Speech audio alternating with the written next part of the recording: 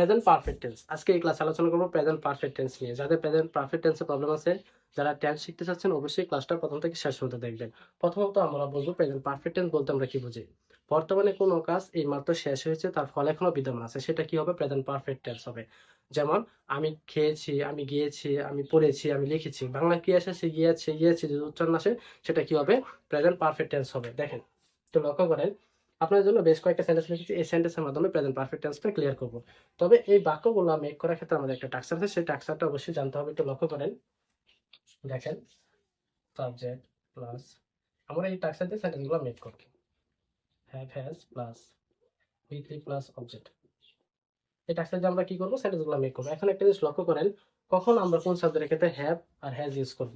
যখন subject third person singular, সেটা ব্যক্তি হইতে পারে, বস্তু হইতে পারে, সেক্ষেত্রে আমরা হ্যাজ ইউজ করব। থার্ড পারসন যদি সিঙ্গুলার বোঝানো হয়, ফর এক্সাম্পল যে কোনো নাম যদি সিঙ্গুলার বোঝানো হয়, সেক্ষেত্রে আমরা হ্যাজ ইউজ করবো। যে কোনো বস্তু যদি সিঙ্গুলার বোঝানো হয়, সেক্ষেত্রে আমরা হ্যাজ ইউজ করবো।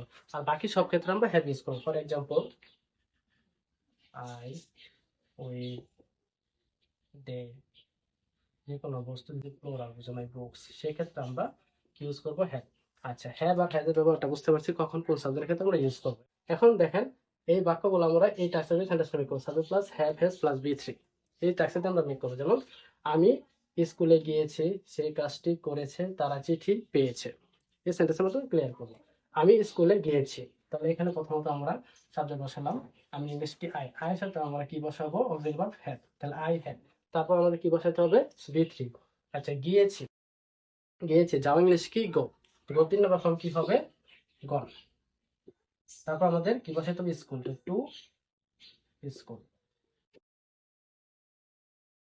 I have gone to school, আমি স্কুলে গিয়েছি। I have gone to school, এই মাত্র কাজটা শেষ করেছে, সেটা কি হবে? প্রেজেন্ট পারফেক্ট টেন্স হবে।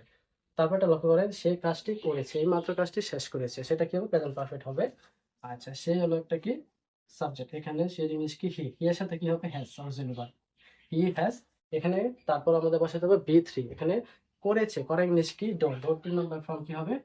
ডান। আচ্ছা, he has done the work. তারপর আমরা অবজেক্ট বসাবো। He has done the work, সে কাজটি করেছে। আচ্ছা, এভাবে আমরা সেন্টেন্সগুলো মেক করতে থাকবো। তারপর দেখেন, তারা চিঠি পেয়েছে। তারা চিঠি পেয়েছে, মাত্র পেয়েছে। আচ্ছা, তারা ইংলিশ কি?